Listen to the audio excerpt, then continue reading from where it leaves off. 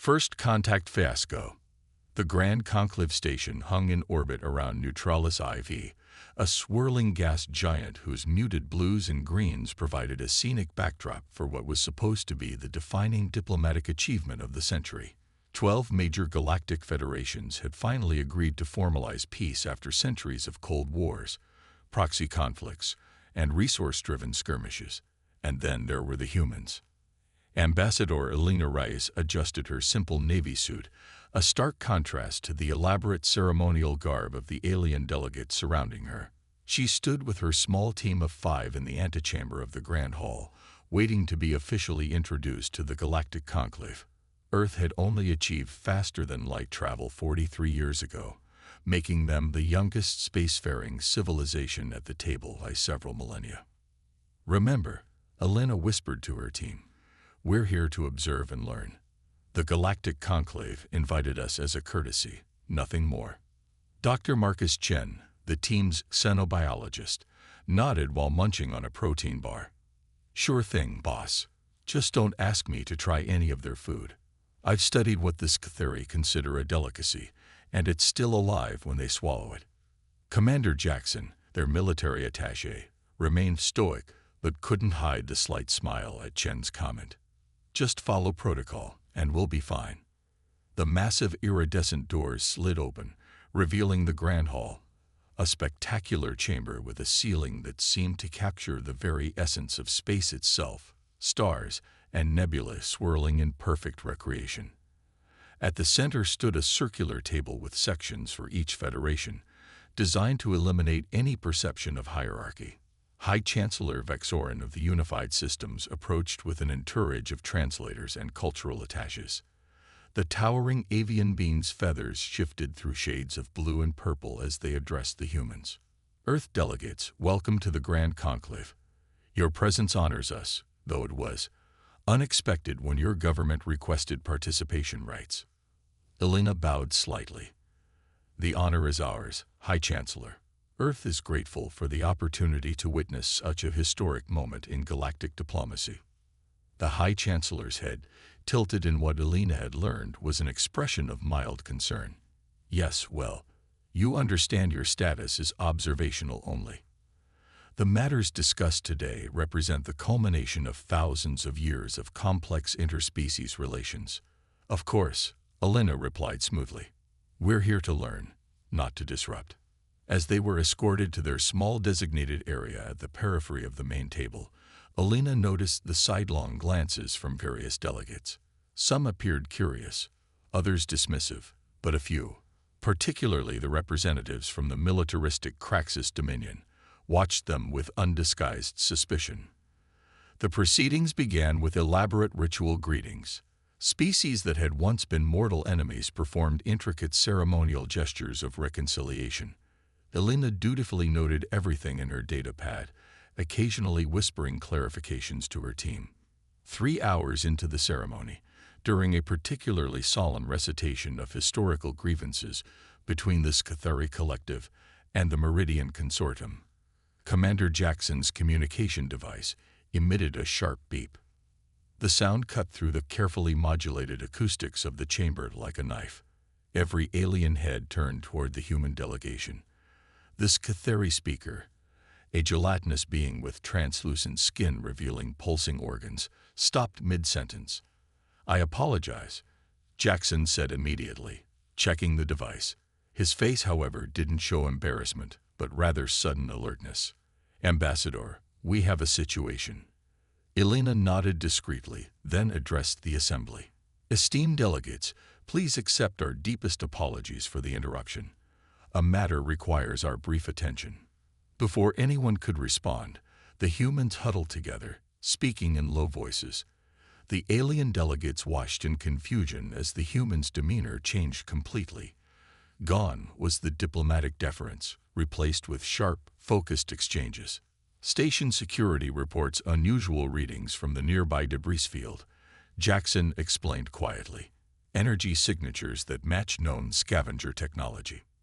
Elena's eyes narrowed.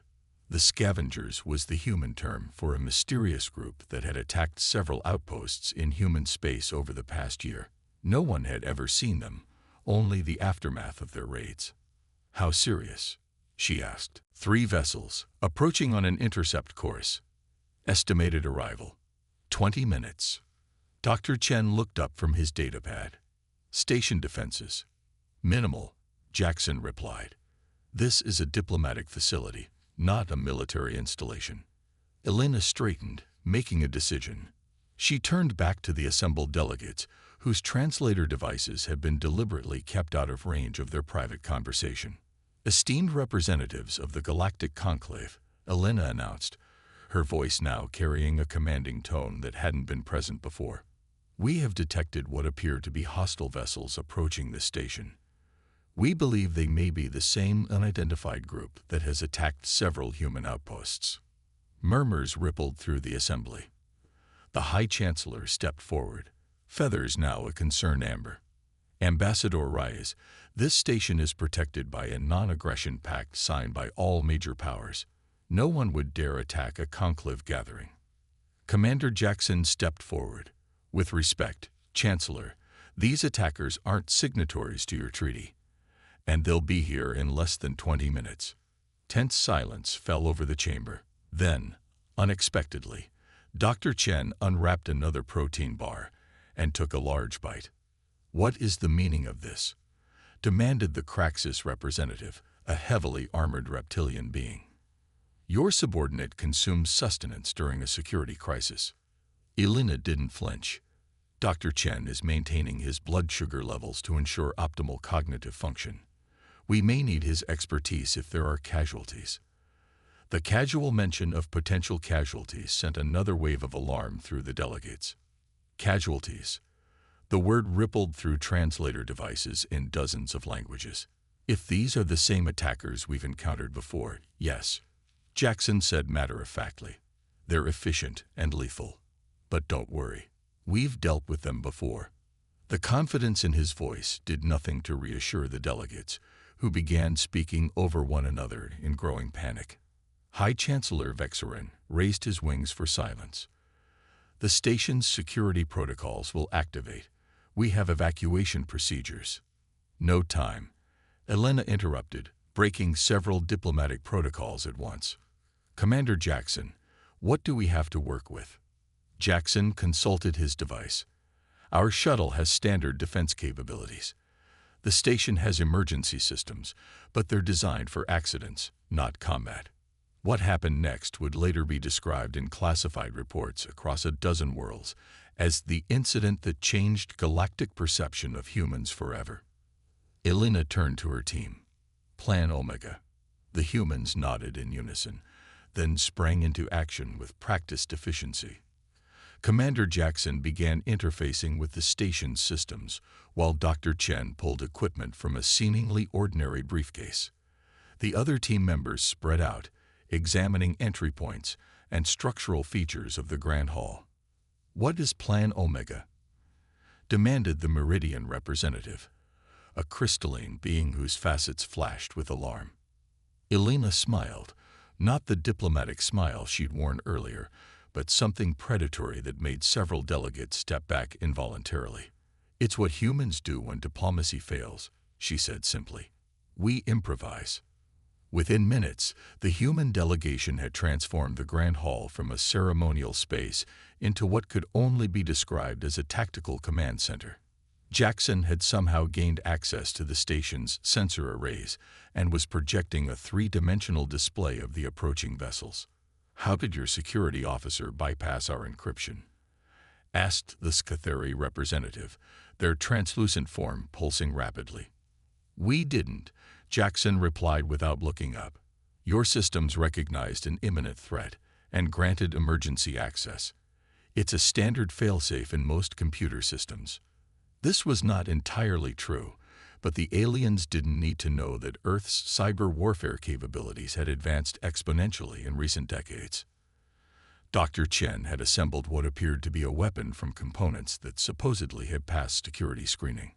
When the Craxus representative objected, Chen shrugged. "It's a modified scanner," he explained. "Though yes, in a pinch, it can deliver a targeted electromagnetic pulse." Elena addressed the increasingly agitated assembly. Distinguished delegates, I understand this is unorthodox, but we're facing an imminent threat. I suggest you contact your vessels if you have any in the vicinity. In the meantime, we recommend moving all non-essential personnel to the station's core. You are giving orders. The Craxus delegate's scales flushed a dangerous red. You have no authority here. Elena met his gaze unflinchingly. I'm giving advice based on experience. You're welcome to ignore it. A soft alarm chimed through the chamber. Jackson looked up from his display. They've accelerated. New arrival time, 8 minutes. Elena nodded as if this was merely an inconvenience rather than a life-threatening crisis. Well then, let's speed things up. The human team moved with startling precision, communicating in short phrases and sometimes just gestures. The alien delegates watched in a mixture of alarm and fascination as these newcomers to the galactic stage transformed before their eyes from deferential observers to combat-ready operators. High Chancellor Vexorin finally found his voice. Ambassador Reyes, while we appreciate your concern, we have protocols for such situations. With respect, Chancellor, Elena replied, checking a display on her wrist. Your protocols assume conventional threats from known entities. These attackers don't follow rules. They hit hard, fast, and disappear. Before the Chancellor could respond, the station's lights flickered. The approaching vessels had begun their attack, targeting the station's power systems. See, Elena said, not even a warning communication, not interested in demands or negotiation. As if to punctuate her statement, the first explosion rocked the station. The delegates cried out in alarm as gravity briefly fluctuated. Everyone down, Jackson shouted as debris fell from the ornate ceiling.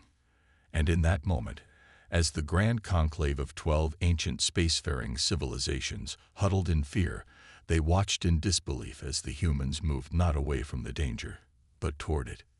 This, Elena said, checking the charge on the weapon Dr. Chen had handed her, is where humans excel. Keep your heads down, distinguished delegates. Things are about to get interesting. As she spoke, the massive doors to the grand hall burst open. Silhouetted against the emergency lighting stood 3 figures in sleek, obsidian armor, the first confirmed visual of the mysterious scavengers. The lead attacker raised a weapon, only to freeze as they registered the scene before them. Not panicked diplomats, but a prepared defensive formation with the humans at its center. Commander Jackson smiled grimly. Welcome to the peace talks. I'm afraid you're late. Part 2. Crisis Management. Human Style. The 3 scavengers hesitated, just briefly, but it was enough. Commander Jackson fired first, a precision shot that struck the lead attacker's weapon, rendering it useless in a shower of sparks. Dr. Chen followed with his modified scanner, emitting a pulse that scrambled the intruder's helmet displays. Defensive positions. Elena called out to the alien delegates, who were still frozen in shock, behind the central table. The diplomatic representatives scrambled for cover as a firefight erupted in the Grand Hall. The humans moved with coordinated precision that spoke of extensive combat training, something that had never been mentioned in Earth's official delegation profile. Their soldiers, hissed the Meridian representative, crystalline structure vibrating with alarm. All of them. Not quite, replied Dr. Chen, who had somehow appeared beside the Meridian. He was calmly attaching a different module to his device, while explosions echoed through the chamber. I'm actually a xenobiologist. Combat's just a hobby. His casual tone, contrasting with the chaos around them, left the Meridian speechless. Meanwhile, Elena and Jackson had flanked the attackers, forcing them back toward the entrance. The other human team members had positioned themselves around the delegates, forming a protective perimeter. Ambassador, called High Chancellor Vexorin from behind an overturned section of the ceremonial table, your team's actions appear practiced. Elena fired another shot, disabling a second attacker's armor systems, before responding. Earth believes in being prepared, Chancellor. History has taught us that peace is valuable precisely because it's fragile. More scavengers poured through the entrance At least a dozen now. They moved with military precision, but seemed unprepared for the organized resistance they encountered. Their tactics suggested they had expected to find only panicked, defenseless diplomats. Station security is compromised, Jackson reported, checking his datapad while simultaneously taking cover from energy blasts. They've disabled the main defense grid and communications. What about the emergency beacon? Elena asked, reloading her weapon with practiced ease. Jammed. Then we'll have to handle this ourselves, Elena concluded. She turned to the huddled delegates. Anyone here have combat experience? The question was met with stunned silence. Warfare among the established galactic civilizations had become highly ritualized over millennia, conducted primarily by automated systems or specialized warrior castes. The concept of diplomats engaging in direct combat was almost unthinkable. I have theoretical knowledge of tactical operations, offered as Theory representative, their gelatinous form rippling with nervous energy. Good enough, Elena said. We need to reach the station's auxiliary control room. From there, we can restore communications and call for help. The High Chancellor's feathers shifted to a pale blue of confusion. But the auxiliary control room is 3 levels down, past the main concourse. The attackers control that entire section. Elena smiled. Exactly why they won't expect us to go that way. What followed was what would later be described in classified reports as 17 minutes of human improvisation that defied conventional tactical doctrine. Using only the equipment they had brought with them and materials scavenged from the Grand Hall, the humans created diversions, impromptu weapons, and even managed to hack into secondary station systems to manipulate environment controls to their advantage. Dr. Chen, still munching on energy bars between firefights, had somehow reprogrammed service droids to create a distraction in a different section of the station, drawing away some of the scavenger forces. How did you know the access codes for maintenance systems? Demanded the Craxus representative as they crawled through a service tunnel led by Commander Jackson. I didn't, Chen replied cheerfully. But most maintenance systems have override protocols for emergencies. I just had to convince the computer this qualified as one. By falsifying atmospheric contamination alerts, the Craxus delegate said, aghast. That's a serious violation of what? Elena interrupted from behind them. Station regulations. I think armed invaders shooting up the place already broke those rules. As they reached a junction in the service tunnel, the station shuddered violently. They're targeting structural supports, Jackson announced, consulting his datapad. We need to move faster. Why would they damage the station they're trying to capture? Asked the Meridian representative. They're not trying to capture it, Elena explained grimly. They're extracting something, or someone, and then plan to destroy the evidence. Standard smash and grab tactics. The casual way she described such violence sent another ripple of unease through the alien delegates. You speak as if you have experience with such criminals, observed High Chancellor Vexorin. Elena exchanged a quick glance with Jackson before responding. Earth's history includes many forms of conflict. We've learned to recognize patterns. They'd reached the access point to the auxiliary control room, only to find it heavily guarded by 5 scavengers. The alien delegates fell back, but the humans immediately began assessing the situation, communicating in short, efficient phrases. Standard formation, whispered Jackson. 2 snipers, 3 shock troops. Bottleneck at the entrance, added Elena. Limited approach vectors. Environmental controls, suggested Dr. Chen. Jackson checked his pad. Possible. Atmospheric adjustment for this section is independent.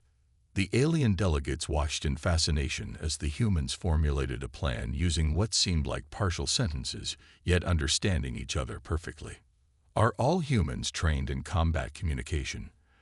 Asked a fascinated Theory representative. Not exactly, Dr. Chen replied, typing rapidly on his device. But most of us grow up playing team sports or video games. Same principle. Efficient communication under pressure.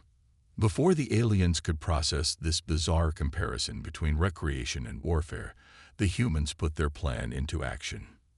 Dr. Chen triggered an atmospheric pressure drop in the corridor where the scavengers stood guard. As the attackers struggled with the sudden change, Commander Jackson and Alina moved with startling speed, neutralizing 3 guards before they could react. The remaining 2 scavengers managed to trigger an alarm before they too were subdued. "We have maybe 5 minutes before reinforcements arrive," Jackson announced, securing the entrance. Inside the auxiliary control room, the humans once again transformed from combatants to technical experts. Alina and Jackson immediately began working on the communication systems, while Dr. Chen interfaced with the station's environmental controls. "Your people are unusually versatile," noted High Chancellor Vexorin, watching as Dr. Chen simultaneously monitored life support systems and reassembled his weapon. "Necessity," Chen replied without looking up. "On Earth, specialization is valued, but adaptability is essential for survival." "Even among your diplomatic corps?" asked the Meridian representative. "Especially there," Alina answered, hands moving quickly over the control console. "Earth's history taught us that diplomats often find themselves in unpredictable situations. We select for individuals who can handle complications." "Communications restored," announced Jackson, sending distress signal on all frequencies. The relief among the alien delegates was palpable until an alert sounded from the main console. Dr. Chen moved quickly to investigate. "They've set explosives throughout the station," he reported grimly. "Timed detonation sequence. We have less than 30 minutes. Instead of panic, the humans displayed an almost eerie calm. Alina immediately delegated tasks. Jackson would coordinate with any responding vessels. Chen would work on disabling or delaying the explosives, and the rest of the team would secure their position against the inevitable counterattack. "You seem remarkably unconcerned about imminent destruction," observed the Craxus representative, scales shifting to a pale green of fear. "Concerned, yes. Paralyzed, no," Alina replied. 30 minutes is actually quite generous. We've worked with less." This casual reference to previous near-death experiences did nothing to reassure the aliens. The High Chancellor approached Alina as she coordinated response efforts. "Ambassador Reyes, when this crisis is resolved, assuming we survive, there will be questions about Earth's preparation for such violence." Alina paused her work and met the avian being's gaze directly. "Chancellor, humans have a saying. Hope for peace. Prepare for war. It's not that we expect violence. We simply respect its possibility enough to be ready for it." The Chancellor's feathers shifted through several colors before settling on a thoughtful blue. An unusual philosophy for a species seeking peaceful integration with the galactic community. Before Alina could respond, Jackson called out from the communication station. "Multiple vessels responding to our distress call. Nearest assistance is a Meridian patrol cruiser, 18 minutes out." "Too long," Chen said from his station. "I can delay some of the explosives, but not all of them. We need a different solution."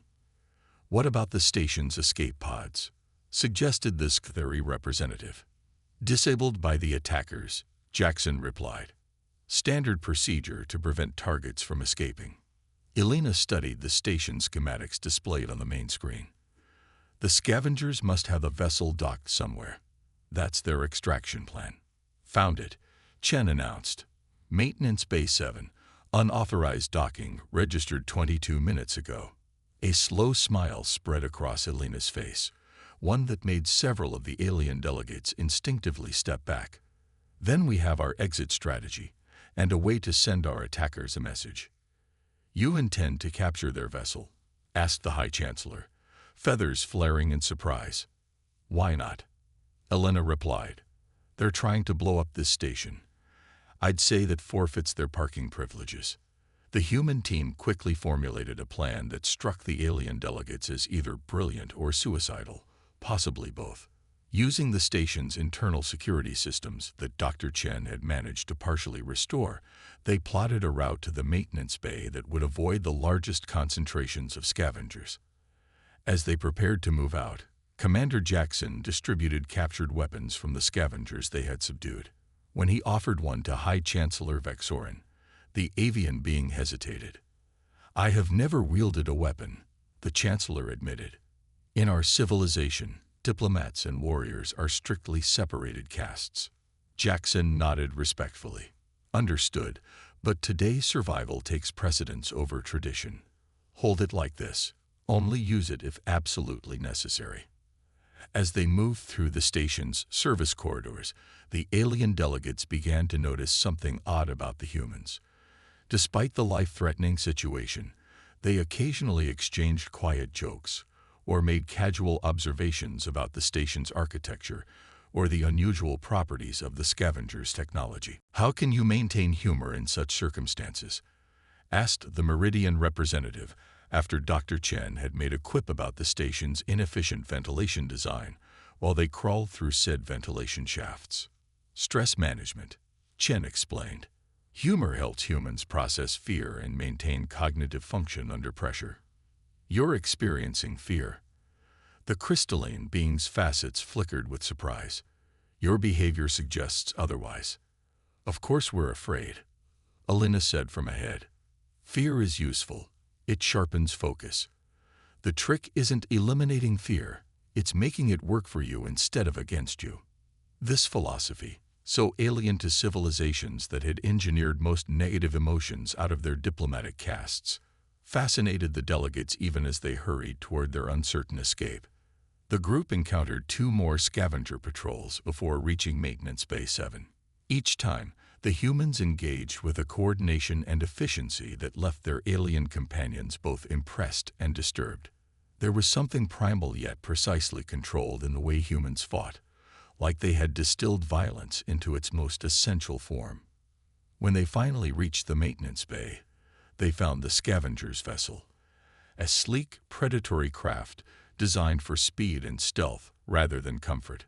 4 guards stood watch, seemingly unconcerned about potential interference. "They're confident," Jackson observed. "They think they control the station completely." "Their mistake," Alina replied. Then, to the delegates, "Wait here until we secure the ship." Before any of the aliens could object, the human team moved with startling speed and coordination. Within moments, all 4 guards were neutralized without a single energy blast fired. The humans had used only hand-to-hand combat techniques. "Ship secured," Jackson called back. "Boarding systems active." As the delegates cautiously approached the vessel, an alarm sounded throughout the station. "Detonation sequence accelerated," Chen announced, checking his datapad. "We have 7 minutes, not 15. The urgency removed any remaining hesitation. The delegates hurried aboard the scavenger vessel, marveling at how quickly the humans had taken control of the alien technology. "Universal control principles," Chen explained as he interfaced with the ship's navigation system. "Most spacecraft follow similar design logic. Thrust, guidance, power distribution. The basics don't change much across species." Commander Jackson had taken the pilot's position and was rapidly familiarizing himself with the controls. "Unusual configuration, but manageable. We'll need to detach manually. They've locked the docking clamps." Elena turned to 2 of her team members. "Manual release, then immediate extraction. You have 3 minutes." As the station trembled with the first of the explosions, the alien delegates watched the humans work with a precision that belied their species' short time on the galactic stage. There was something in their efficiency, their readiness for catastrophe, that hinted at a history far more turbulent than Earth had officially shared with the galactic community. "You've done this before," High Chancellor Vexorin said quietly to Elena as they waited for the docking clamps to release. "Not this specific scenario, perhaps, but crisis response on this scale." Elena met his gaze steadily. "Chancellor, Earth's path to the stars wasn't as smooth as some. We learned hard lessons about preparation and response." Before the Chancellor could inquire further, the ship lurched as the docking clamps released. Commander Jackson immediately engaged the engines, pulling away from the station just as a series of explosions began to tear through its outer sections. "Cutting it close," muttered Dr. Chen, still somehow finding time to unwrap another energy bar as the viewport showed the magnificent diplomatic station beginning to break apart behind them. "Incoming vessels," announced Jackson.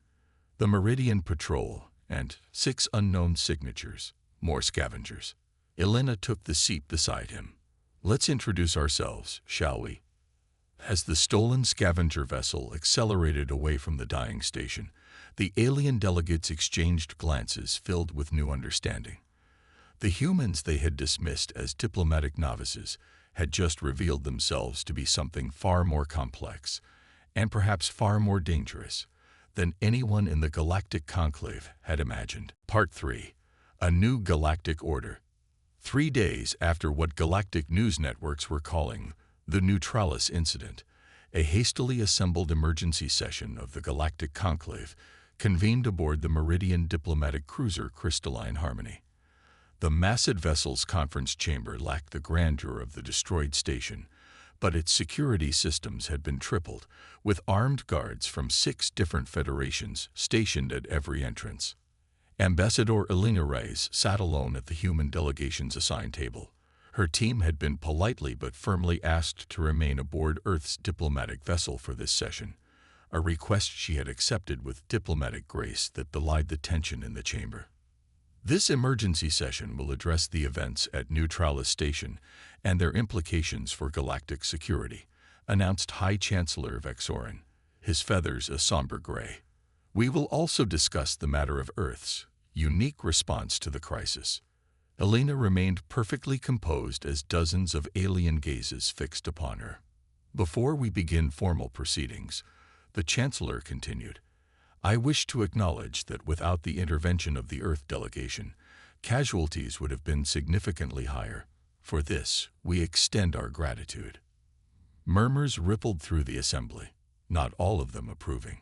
The Craxus representative rose, armored scales glinting under the chamber's lights. "While survival is appreciated, questions must be addressed. The human delegation concealed military capabilities and operated unauthorized weapons during a diplomatic summit." Elena waited for the Chancellor to acknowledge her before responding. "With respect, Representative Kruvax, we concealed nothing. Earth's delegation profile included the backgrounds of all team members. Commander Jackson's military service was explicitly mentioned, as were Dr. Chen's research contributions to emergency medicine. But not your combat training, Ambassador," countered a Sktheri delegate, their transparent form pulsing with blue bands of suspicion. Elena smiled slightly. "My personal file notes my experience with crisis management and high-stress negotiation. On Earth, such skills sometimes include practical defensive training." "Semantics," hissed the Craxus representative. "Your entire delegation functioned as a combat unit. This suggests deliberate preparation for violence at a peace conference." The chamber filled with concerned murmurs until High Chancellor Vexorin raised his wings for silence. "Perhaps," he suggested carefully, "Ambassador Reyes could explain Earth's philosophy regarding diplomatic security." Elena rose from her seat, surveying the assembly. The moment felt pivotal. She could sense it. Earth's future relationship with the galactic community would be shaped by what she said next. "Distinguished representatives," she began, "Earth has a complex history. For most of our development, we were alone in the universe, or believed ourselves to be. Without the guidance of established spacefaring civilizations, we faced our challenges internally. Those challenges often included conflict." She paused, noting how intently the delegates listened. "Humans evolved not as the strongest species on our world, nor the fastest, nor the most naturally protected. Our advantage was adaptability, the ability to assess threats, improvise solutions, and work cooperatively under pressure. These traits are embedded in our psychology, our institutions, and yes, our diplomatic approach." The meridian representative's crystalline form refracted light in patterns indicating deep thought. You're suggesting that humans are inherently prepared for crisis as a species characteristic. Not inherently prepared, Elena clarified. Inherently preparing. There's a difference. We don't assume crisis will occur. We simply acknowledge it might, and take proportionate precautions, like concealed weapons at peace talks. The Craxis representative interjected. Elena met his reptilian gaze steadily, like ensuring our delegates can protect themselves and others if necessary. The recent attack proved the wisdom of such preparation. Chancellor Vexorin leaned forward. Ambassador, while your actions saved many lives, some among us are concerned about what Earth's approach to preparation might mean on a larger scale. Your species has advanced remarkably quickly from planetary civilization to interstellar capability. The unspoken question hung in the air. What else might humans be capable of? Elena smiled diplomatically. Chancellor, Earth seeks peaceful integration with the galactic community. But we won't apologize for being prepared to defend ourselves or our allies when threats emerge. The scavenger attack demonstrated that even in the heart of galactic civilization, danger exists. The discussion turned to security matters, with the human delegation's success against the attackers becoming a focus of professional analysis rather than suspicion. Elena noted the subtle shift with satisfaction. Humans had revealed their capability for violence, yes, but also their commitment to protecting others. As the session progressed, Elena was surprised when the Meridian representative made an unexpected proposal. In light of recent events, the Meridian Consortium suggests that human security consultants be invited to assess vulnerabilities in our diplomatic protocols. The chamber erupted in overlapping translator voices. The suggestion that humans, the newest arrivals to the galactic stage, should advise civilizations thousands of years their senior on security matters was unprecedented. Before the Chancellor could restore order, the Craxis representative rose. The Dominion objects. We will not subjugate our security to a species that has barely mastered FTL travel. Interesting choice of words, Elena remarked calmly. Cooperation isn't subjugation, Representative Kruvax. And sometimes fresh perspectives identify blind spots that familiarity overlooks. High Chancellor Vexorin's feathers shifted through thoughtful colors before settling on a decisive blue. Perhaps a compromise. A joint security commission, with representatives from multiple federations including Earth, to review and enhance our collective protocols. The proposal gained momentum as delegates recognized the political advantage of including humans in a controlled, collaborative framework rather than leaving Earth to develop its security approaches independently. As the session adjourned for deliberation periods, Elena found herself approached by the High Chancellor in a private antechamber. A skillful navigation of challenging diplomatic waters. Ambassador, he said, his feathers now a respectful purple. You've managed to transform suspicion into opportunity. Elena inclined her head. Mutual benefit is always the goal of diplomacy, Chancellor. Indeed. The avian being's head tilted in what Elena had learned was an expression of careful consideration. Though I must admit, your species presents something of a paradox. You prepare for conflict while genuinely seeking peace. You train for the worst while working toward the best. Is that so different from the rest of the galaxy? Elena asked. Perhaps not in principle, the Chancellor acknowledged. But in degree and method, yes. Most established civilizations have ritualized their preparations, codified their responses to threats. You humans improvise. It makes you unpredictable. Unpredictability has its advantages, Elena noted, and its dangers. The Chancellor's tone grew serious. Some among the conclave fear what humans might become if your development continues at its current pace. Your adaptability, your comfort with crisis, your technological acceleration. These traits could make you a formidable power very quickly. Elena recognized the implied question. Chancellor, humanity doesn't seek dominance. We seek partnership. But yes, we will continue to develop, to prepare, to adapt. It's who we are. And if the galactic community asks you to, temper certain aspects of your development. For collective security, Elena's diplomatic smile never wavered, but her eyes hardened slightly. With respect, Chancellor, any species that stops adapting stops surviving. We cannot change our fundamental nature any more than you could shed your feathers. The Chancellor's plumage rippled in acknowledgement. A fair observation. Though I wonder if you realize how your metaphor reveals another concerning human trait. You immediately framed the situation in terms of survival. Because ultimately, that's what matters to any species, Elena replied. The scavenger attack demonstrated that peace is fragile. Those who aren't prepared become victims. Their conversation was interrupted by an aide announcing the reconvening of the session. As they walked back to the main chamber, the Chancellor made one final observation. You know, Ambassador, in my 3 centuries of diplomatic service, I've never encountered a species quite like humans. You're simultaneously the most concerning and most promising newcomers to the galactic stage. I'll take that as a compliment, Elena said with a genuine smile. It was intended as one, the Chancellor replied, though not without caution. When the session resumed, the mood had shifted noticeably. The initial shock and suspicion regarding human capabilities had evolved into a more nuanced assessment. Several Federation representatives now viewed Earth's delegation with cautious respect rather than alarm. The Scatheri representatives' gelatinous form rippled as they addressed the assembly. Our preliminary analysis of the scavenger vessel's navigation logs reveals something disturbing. Before attacking the peace conference, they conducted surveillance on multiple diplomatic missions, including Earth's outposts. This revelation caused Elena to straighten in her seat. Are you suggesting Earth was a specific target? The evidence suggests all major powers were under observation, clarified the Scatheri.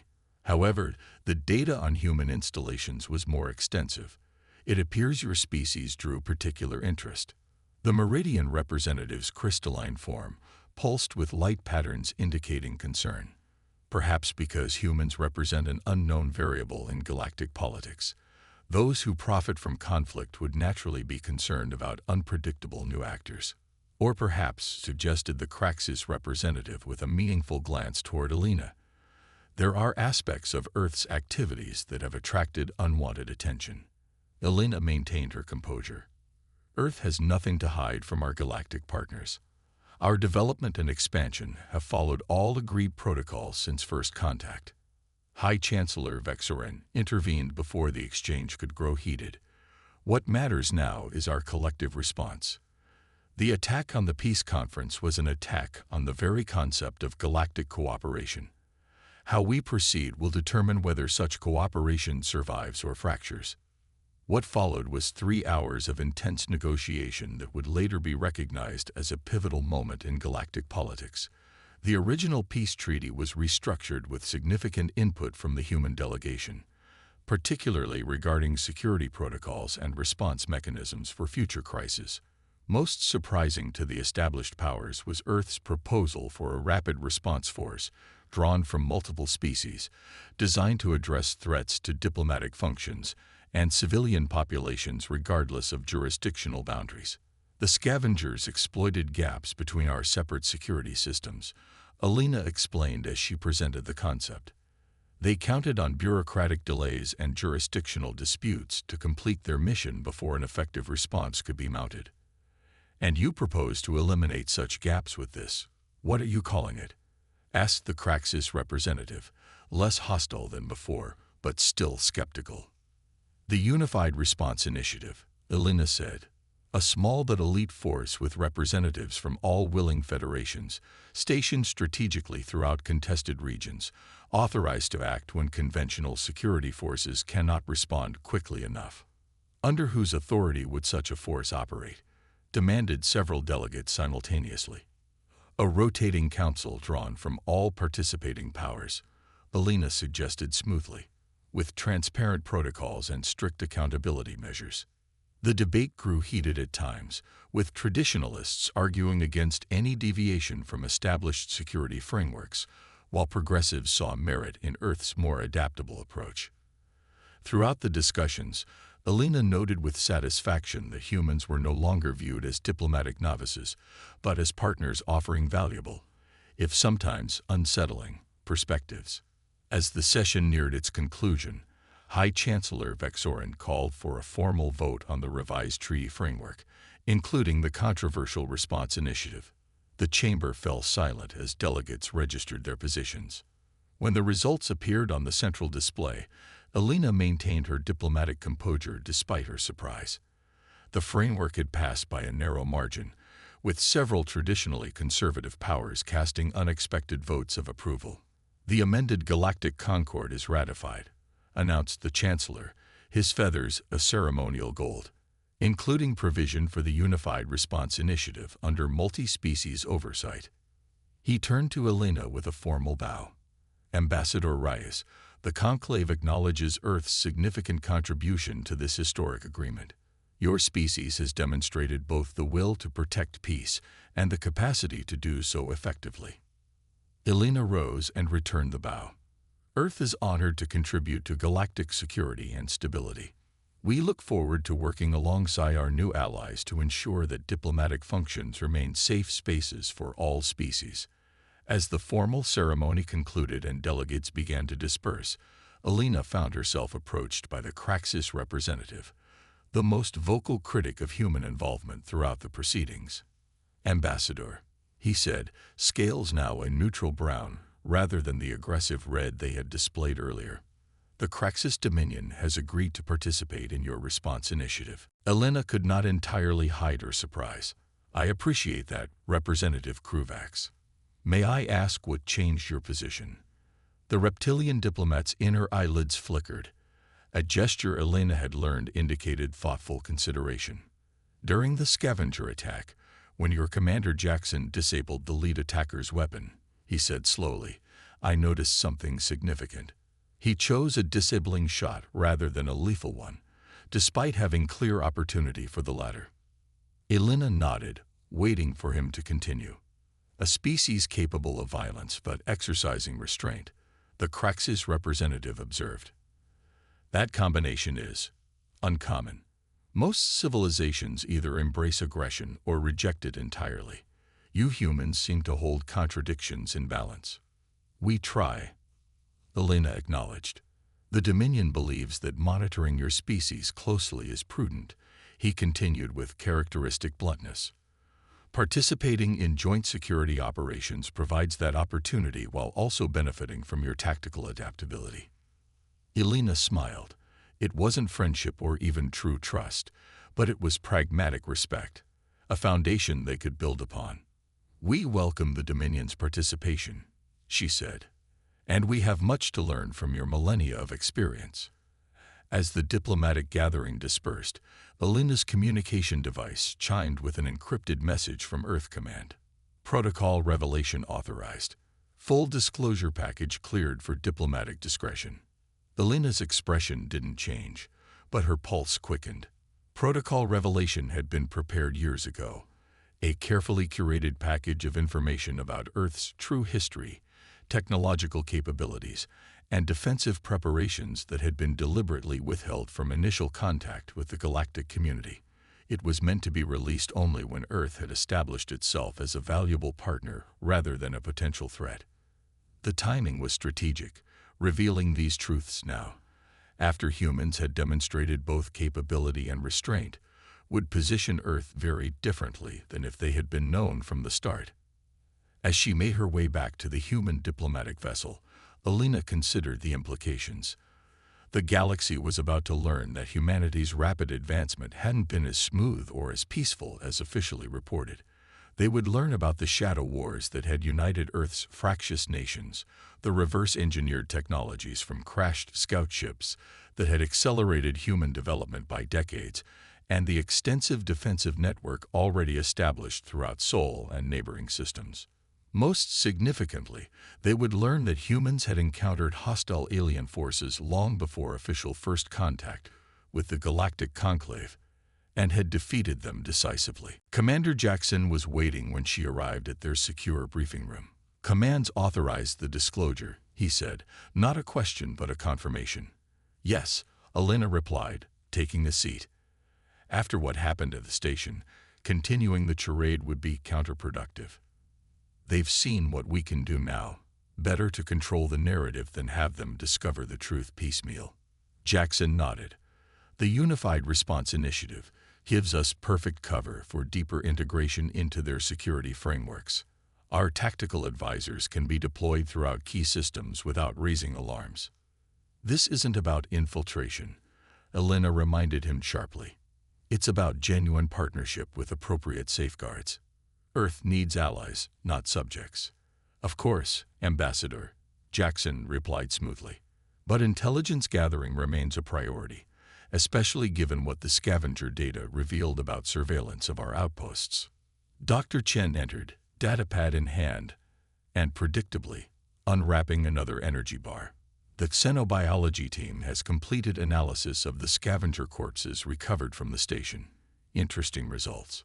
Alina raised an eyebrow. Define interesting. Heavy genetic modification. Chen explained between bites.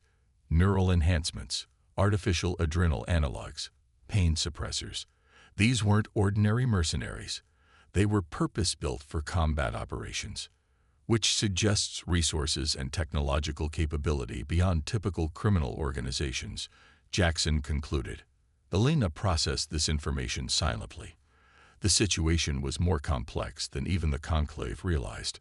Someone with significant power wanted to disrupt galactic peace and had taken specific interest in humanity. Include the genetic analysis in the disclosure package, she decided, but flag it for limited distribution. Senior diplomatic and military officials only. As her team prepared the revelation materials, Alina stood by the viewport, watching the gathering of alien vessels around the Meridian cruiser, ships of all configurations representing civilizations spanning thousands of years of development, now joined by Earth's comparatively modest diplomatic craft. Yet in the span of a few days, the dynamics had shifted dramatically. Earth was no longer viewed as a diplomatic curiosity, but as a significant new player, one with unexpected capabilities and unknown potential. The Chancellor was right, she murmured to herself. We are unpredictable. That makes us dangerous, but also valuable. Tomorrow, the galactic powers would receive the full disclosure package, carefully framed to emphasize humanity's desire for partnership while honestly acknowledging their readiness for conflict. Some would react with alarm, others with strategic interest, perhaps a few with genuine appreciation for Earth's candor. But none would make the mistake of underestimating humans again. As Elena prepared for the diplomatic challenges ahead, she took comfort in an ancient human saying that had guided Earth's approach to the stars since their first tentative steps into the void. Si vis pacem, parabellum. If you want peace, prepare for war. The galaxy was about to discover that humans were very, very good at both.